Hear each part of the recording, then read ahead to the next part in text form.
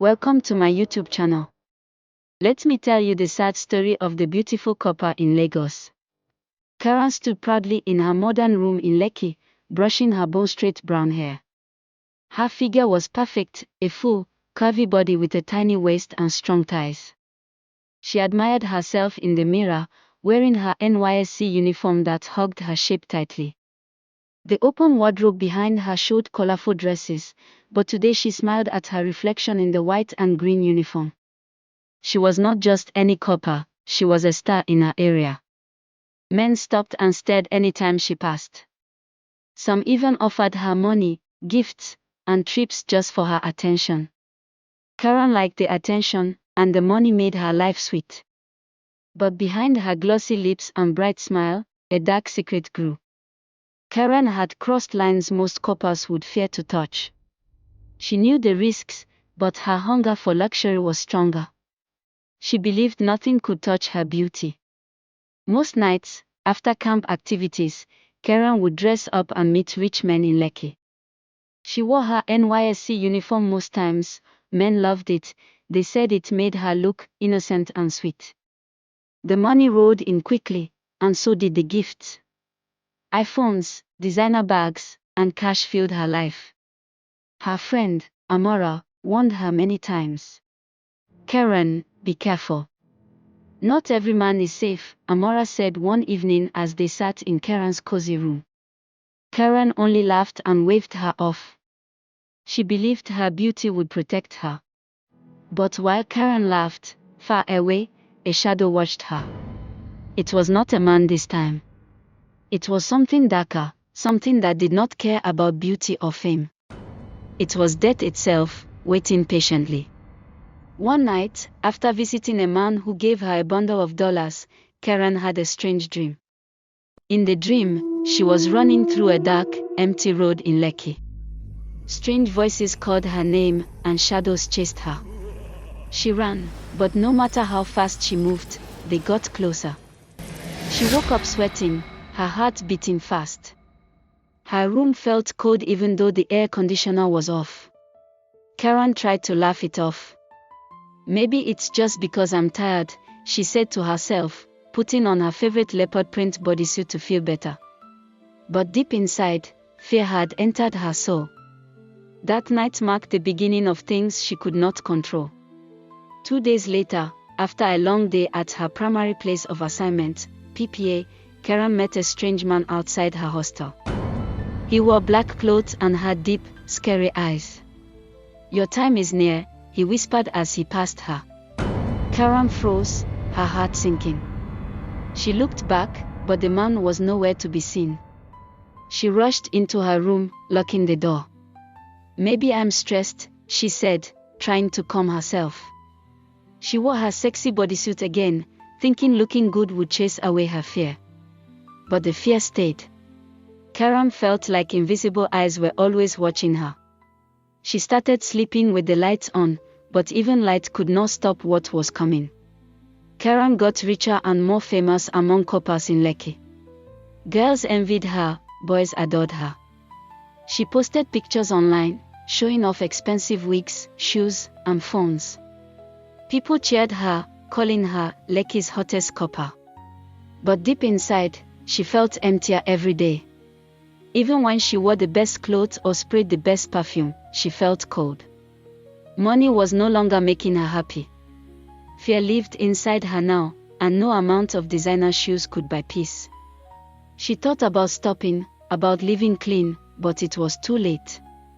Too many promises had been made. Too many dark doors had been opened. One night, Karen had another terrifying dream. This time she saw herself inside a white coffin, her NYSC cap placed neatly on her chest. People were crying, and Amara was among them, wearing a black dress. Karen screamed and tried to jump out of the coffin, but invisible hands held her down. She woke up gasping for air. Tears ran down her face. "God, please," she cried. "I will change. Just give me one more chance." But the room remained silent.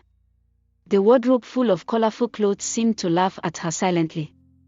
Death was not moved by tears. Amara came to visit her that evening. She sat Karen down and begged her. Please, Karen. Live this life. Even if you don't fear God, at least fear for your own life, Amara said, her voice shaking. Karen looked at her, torn between pride and fear. She thought about the fancy things she would lose. She thought about how people would forget her if she became a simple, ordinary girl again. I will stop, Karen whispered, but her heart was not sure. Sometimes, stopping is harder than starting. On a rainy evening, Karen got a call from one of her big men. He offered her N500,000 just to spend the night with him. The money was too sweet to refuse. She wore her NYSC uniform, sprayed her best perfume, and stepped out into the cold rain. As she entered the man's flashy car, she noticed a shadow sitting in the back seat, even though the man was alone. She blinked, and it disappeared. Fear gripped her chest, but greed pushed her forward. That night was different. She smiled and laughed, but deep inside, she knew this was her final parade. On her way back to the hostel early in the morning, the road was quiet. The rain had stopped, but the ground was still wet. Karen looked stunning in her white uniform, but sadness filled her face. Suddenly, a black car without headlights sped toward her. Before she could scream or move, the car hit her hard, throwing her across the road. People ran out of their houses, shouting. As she lay there bleeding, she remembered Amara's words, the dreams, the strange man, and the cold feeling that never left. She tried to whisper a prayer, but death covered her mouth. The next morning, Lekki was buzzing with news: Corper Karen dead in Lekki accident. Pictures of her smiling in her NYSC uniform filled social media. Some people cried, some people judged. But deep inside, everyone knew the truth: beauty could not save her. Amara cried for days, wishing she had done more to save her friend. You think I wanted to kill her? No. I gave her warnings. Dreams that made her wake up sweating. Whispers at her window. Even stood right in front of her. She laughed. She wore her NYSC uniform like a shield. But that uniform couldn't cover her sins. It couldn't hide the deals she made in secret. The men she slept with. They weren't just men. They were already marked. Their money, cursed. Their souls, bought. Still, she smiled. Took the money. Ignored the voice in her chest. And stepped into the black car. So I came to collect. Not to punish her. To balance the price. Blood for blood. She ran out of time.